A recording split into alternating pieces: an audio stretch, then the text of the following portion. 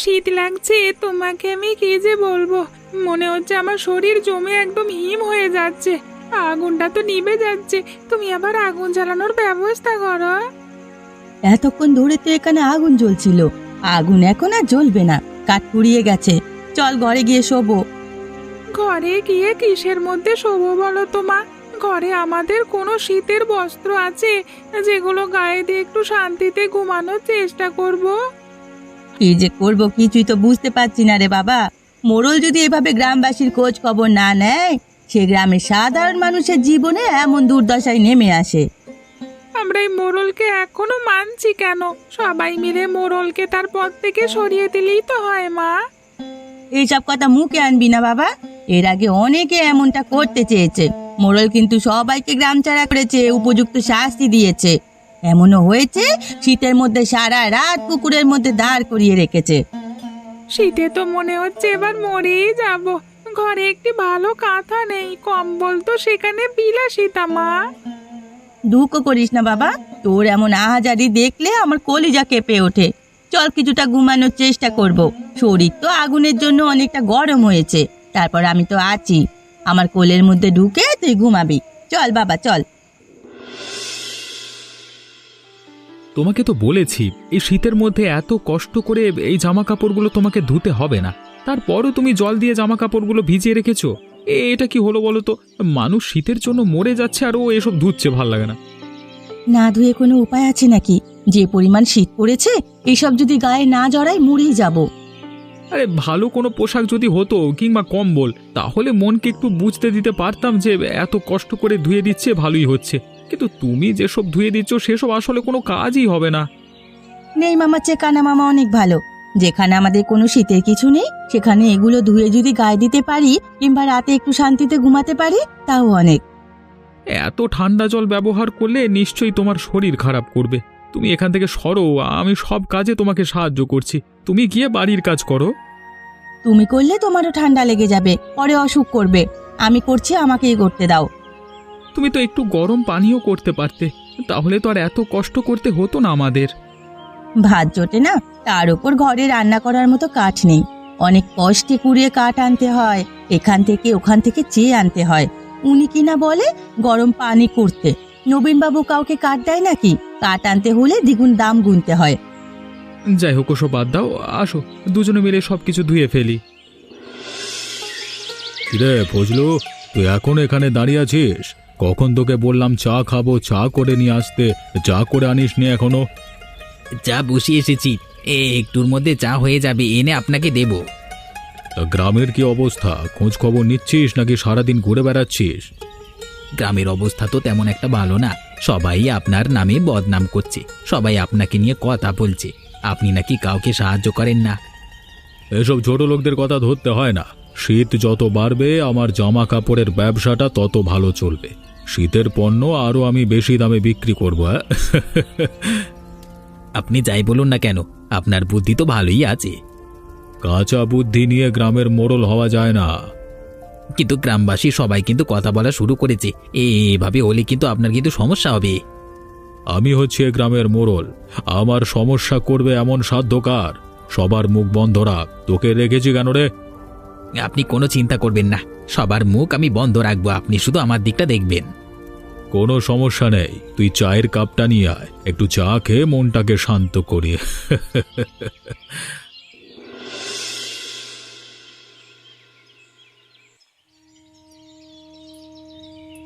তোরা এখানে বসে কাঁপছিস, আমি তো মনে হচ্ছে শীতে মরেই যাব। কি করব কিছুই বুঝতে পারছি না। তোমাকে কি বলবো বুড়িমা, আমাদের মা ছেলের অবস্থা তো দেখতেই পাচ্ছ। মনে হচ্ছে এবছর পৃথিবীর সবচেয়ে বেশি শীত আমাদের গ্রামেই পড়েছে। কোনো কিছুই বুঝতে পারছি না, শীতের তাণ্ডব দিন দিন বেড়েই চলেছে। আমরা সবাই মিলে একদিন মোড়ল বাবুর কাছে গেলেই তো হয়। তার কাছে আমরা সবাই মিলে আরজি করব, নিশ্চয়ই সবার কথা শুনতে তিনি বাধ্য। একা গেলে কারোর কথাই তিনি শুনবেন না। তুই তো ছোট মানুষ, সবকিছু জানিস না। এর আগে এই মোড়ল কত কি কাণ্ড করেছে, সেসব যদি তুই জানতিস তাহলে আর এরকম কথা বলতিস না রে বাপ। আমি ওকে বারবার বোঝাবো, আমার কোনো কথা শুনতেই চায় না। ও বলছে আমি হয়তো ওর সাথে মিথ্যে কথা বলছি। এবার শুনলি তো বুড়িমার কাছ থেকে? তাহলে তোমরা সবাই মিলে কিছু একটা করবার ব্যবস্থা করো। এভাবে বসে থাকলে সবাই তো মারা পড়বে শীতের তাণ্ডবে। মা, আমি বাচ্চা মানুষ, আমার শীত বেশি লাগে, আমি মনে হচ্ছে আগে মারা পড়বো। এসব অলক্ষণে কথা বলতে হয় না। তবে তোর বুদ্ধিটা খুবই ভালো। আমরা সবাই মিলে চেষ্টা করলে কিছু একটা করা যায়। তাহলে চল লালনের বাড়িতে চল, ওর সাথে কথা বলে দেখি ও কোনো একটা উপায় বের করতে পারে কিনা। তাহলে আর দাঁড়িয়ে আছো কেন? চলো বুড়িমা, চলো। কি গো, শীতের মধ্যে সবাই কি মনে করে আমার বাড়িতে? যে আকারে শীতের তাণ্ডব বেড়ে চলেছে, এখানে না এসে আর তো কোনো উপায় নেই। একা একা থাকলে তো মরেই যাব। তা কি ভাবলে, এখন বুঝি আমাদের এখানে সবাই মিলে থাকবে? তুই সরলা সব সময় মজা করিস না। একটা গুরুত্বপূর্ণ জিনিস নিয়ে তোদের এখানে কথা বলতে এসেছি, এখন তোর মজা রাখ। ওর কথা বাদ দাও বুড়িমা, ও ও তো এমনই, তা তো ভালো করেই জানো। শীতের তাণ্ডব দিন দিন বেড়েই চলেছে। এরকম হলে আমরা তো সবাই মারা পড়বো। নবীন বাবু তো আমাদের কোনো সাহায্য করবেন না, সেটা বোঝাই যাচ্ছে। লালন দা, তোমার মাথায় তো অনেক বুদ্ধি, যে কোনো একটা উপায় বের করো না। লালন কাকা, তুমি শেষ ভরসা, কিছু একটা করো না, না হলে শীতে মরে যাচ্ছি আমি। আচ্ছা ঠিক আছে, তোমরা যেহেতু বলেছো, আমিও কিছু একটা করবার ব্যবস্থা করছি। তোমরা যাও, আমি দেখছি। তাদের যে বললে তুমি কিছু একটা করবে, কি করবে? বসে থাকলে তো কিছুই করা হবে না। আমার মাথায় একটা বুদ্ধি আছে, এই বুদ্ধিটা যদি কাজে লাগাই কিছু একটা হতে পারে। বুদ্ধি নিয়ে বসে থাকলে হবে? চলো কাজ শুরু করি। দেখেছো কিরকম শীত পড়েছে, একটুখানি রোদ্দুর উঠুক, তারপর কাজ শুরু করব, তখন সব দেখতে পাবে।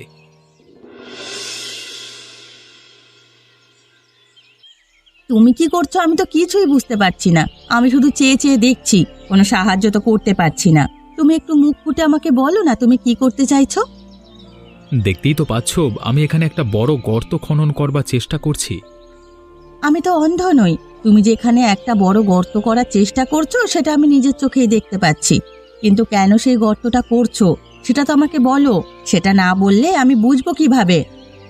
আপাতত আমার মাথায় একটা বুদ্ধি এসেছে।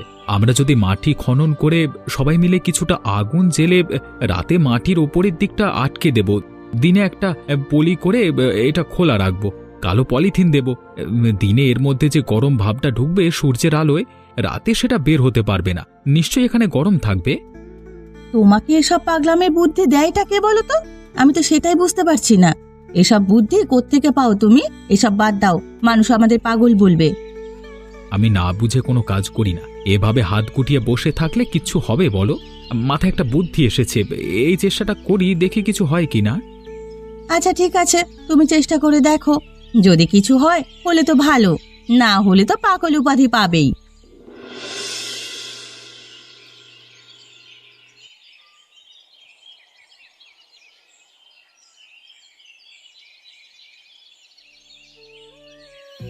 কিরে ফজল, আজকাল তো ভালোই চা বানাচ্ছিস। তোর চা খেয়ে আমি তো একদম মুগ্ধ হয়ে যাচ্ছি।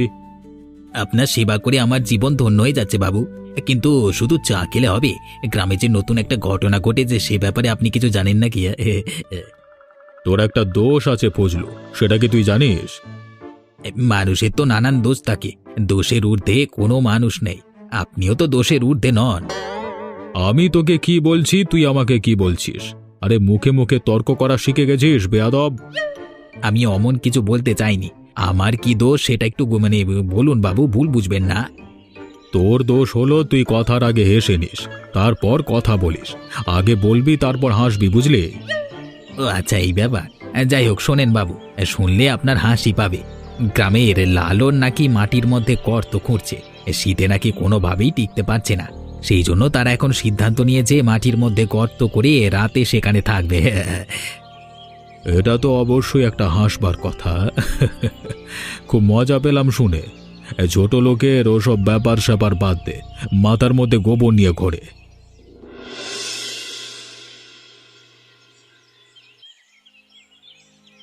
কি গো বুড়ি, হঠাৎ করে তুমি নবীন বাবুর ঘরে চলে আসলে? অনুমতি তো নেওয়ার দরকার ছিল নাকি? দেখলাম দরজাটা খোলা, সেজন্য চলে আসলাম। মাফ করবেন বাবু। দরজা খোলা দেখছো অমনি ঘরে চলে এসেছো, এটা কোনো কথা?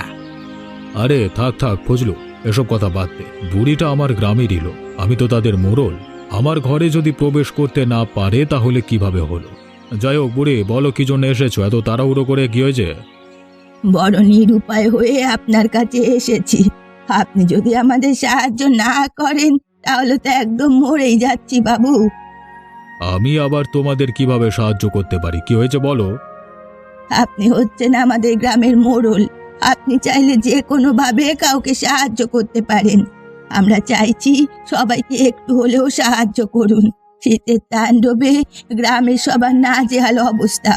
আপনি তো শীতের পোশাকের ব্যবসা করছেন, অল্প দামে কিছু পোশাক যদি সবাইকে দিতেন তাহলে অবশ্য সবাই একটু ভালোভাবে দিন পার করতে পারত। আমি তো ব্যবসা করছি লাভের আশায়, লোকসান করবার জন্য না। অবশ্যই আমি তোমাদের এসব দিয়ে লোকসান গুনতে পারবো না। এখান থেকে চলে যাও। এসব আবদারে আমার কাছে আর কখনো আসবে না বলে দিলাম। এমন অবিচার করবেন না, আমাদের সাহায্য করুন। আপনি গ্রামের মোড়ল। এই বাবু কি বললেন শুনতে পাওনি নাকি? ঘাট ধাক্কা দিয়ে বের করে দেবো, তাড়াতাড়ি এখান থেকে বের হও।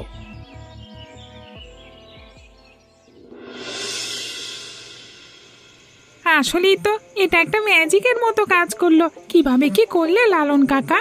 তোমার বুদ্ধি কিন্তু পৃথিবীর সবচেয়ে ভালো বুদ্ধি। এটা আমরা কোনোভাবেই ভাবতে পারিনি। কি গো গিন্নি, তখন তো বলেছিলে আমার এই বুদ্ধি কোনো কাজে লাগবে না। এখন তো রাত হয়েছে দেখো। কিছুক্ষণ আগেই তো বলেছিলে এখনো রাত হয়নি। রাতে অবশ্যই ঠান্ডা লাগবে। কই, এখানে তো কোনো ঠান্ডাই আমাদের স্পর্শ করতে পারছে না। তোমার বুদ্ধির কাছে শেষ পর্যন্ত আমার হার মানতেই হবে। এখানে প্রচন্ড গরম এবং উষ্ণতা রয়েছে, যেটা কল্পনাও করতে পারিনি। এখন থেকে সবাই মিলে আমরা এখানেই থাকবো, শীতকে হার বানাবো। এই শীত আমাদের কিচ্ছু করতে পারবে না। আমার একদম শীত লাগছে না, আর এখানে গরম হয়ে যাচ্ছে পুরো শরীর। মনে হচ্ছে যে ঠান্ডা হতে হবে ফ্যান ছেড়ে। ঝন্টুর যেহেতু এত গরম লাগছে, সেহেতু ওর এখানে থাকবার কোনো দরকার নেই। আমরা ওকে বাইর করে দিই, সেখানেই ও ভালো থাকবে, ঠান্ডায় ওর ভালো লাগবে। না না না না, আমি জীবনে ঠান্ডার মধ্যে যাব না। যদি এখানে গরমে মরে যাই তাও যাব না বাবা রে। ঠান্ডা যে কতটা কষ্টদায়ক এতদিনে বুঝতে পেরেছি। যারা কখনো ঠান্ডার জন্য কষ্ট করেনি এটা তারা কোনোভাবেই উপলব্ধি করতে পারবে না। ফুলমতি দি, তোমার ছেলে ছোট হলেও এমন সুন্দর সুন্দর কথা বলে, যেটা শুনে খুব অবাক হই। তোমাদের আর কি বলবো, ছেলেটা আমার বাড়ি পাকা হয়েছে। কি গো বুড়িমা, তোমার শরীরটা কি একটু বেশি খারাপ করছে? আমি বুড়ো হয়ে গেছি, বুড়ো মানুষ। এখন তো আর নিজের জন্য ভাবি না, গ্রামের মানুষের কথা চিন্তা করলে আমার প্রচন্ড খারাপ লাগে। আমাদের গ্রামের ওই পাড়ার মতিনের মেয়ে ঠান্ডার কারণে নাকি মারা গেছে। ইউসুফের মা বৃদ্ধা, সেও নাকি ঠান্ডার কারণে মারা গেছে। এসব যদি নিজের কানে শুনি তখন কেমন লাগে বলতো? বুড়োরা মারা যাক সেটা আলাদা কথা, উপরওয়ালা না করুক। আমাদের মাছ থেকে যদি জন্টু চলে যায় তখন ব্যাপারটা কেমন লাগবে সবার ভাব একবার। আমরা একটা বুদ্ধি বের করেছি, এই বুদ্ধিটা ভালোই কাজে লাগছে।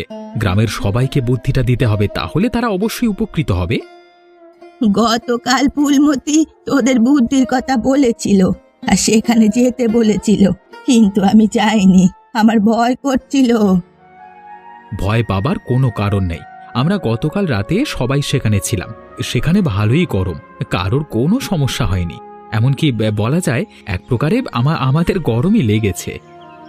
নবীন বাবুর বাড়িতে গিয়েছিলাম সাহায্যের জন্য, কোনো সাহায্য করেনি, অপমান অপদস্থ করেছে। তবে খবর শুনে এসেছি সামনে নাকি শীতের তাণ্ডব আরো বাড়বে, জোরো আবহাওয়া তৈরি হতে পারে। এর আগে আমাদের সবাইকে মাটির নিচে যার যার ঘর বাড়ি তৈরি করে বসবাস করতে হবে। তাহলে চলো গ্রামবাসী সবাইকে আমরা এই কথা জানিয়ে দিই, তাহলে তারাও বাঁচতে পারবে। চল চল।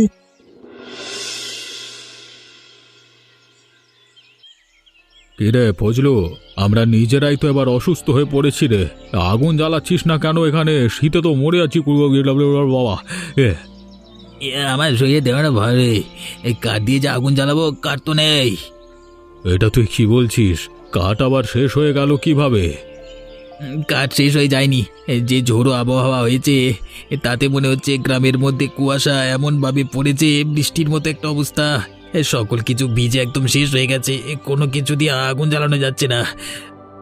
তাহলে এখন আমরা কি করব? আমরা দুজনে যদি এভাবে থাকি তাহলে নিশ্চয়ই মারা পড়ব। গ্রামবাসীদের কি অবস্থা? এতদিনে নিশ্চয়ই গ্রামের মানুষ অর্ধেক মরে সাফ হয়ে গেছে, তাই না? তেমন কিছু হয়নি। গ্রামের মানুষেরা সবাই মাটির নিচে শীতের তাণ্ডবে বসবাস শুরু করে দিয়েছে। সেখানে তারা গরমভাবেই বসবাস করছে। তুই কোনোভাবে পারবি মাটির নিচে একটা গর্ত খুঁড়তে, যেখানে তুই আর আমি বসবাস করব? সেটা যদি আমি পারতাম অবশ্যই করতাম। আমার শরীরে বিন্দুমাত্র শক্তি নেই, মনে হচ্ছে এখনই মাথা ঘুরে পড়ে যাব। তাহলে তো অবশ্যই গ্রামবাসীর কাছ থেকে আমাদের সাহায্য নিতে হবে, না হলে তো মরেই যাব। গ্রামবাসী আমাদের সাহায্য করবেন কিনা সেটাই তো বুঝতে পারছি না। এভাবে হাত গুটিয়ে বসে থাকলে তো চলবে না। অবশ্যই আমাদের সবার কাছে গিয়ে সাহায্য প্রার্থনা করতে হবে। যদি কেউ সাহায্য করে তাহলে তো জীবন বাঁচবে, না হলে তো মরব। আচ্ছা ঠিক আছে, তাহলে চলুন দেখি গ্রামে একটু বেরিয়ে কেউ আমাদের আশ্রয় প্রদান করে কিনা। আর এক মুহূর্ত দেরি করিস না, চল চল।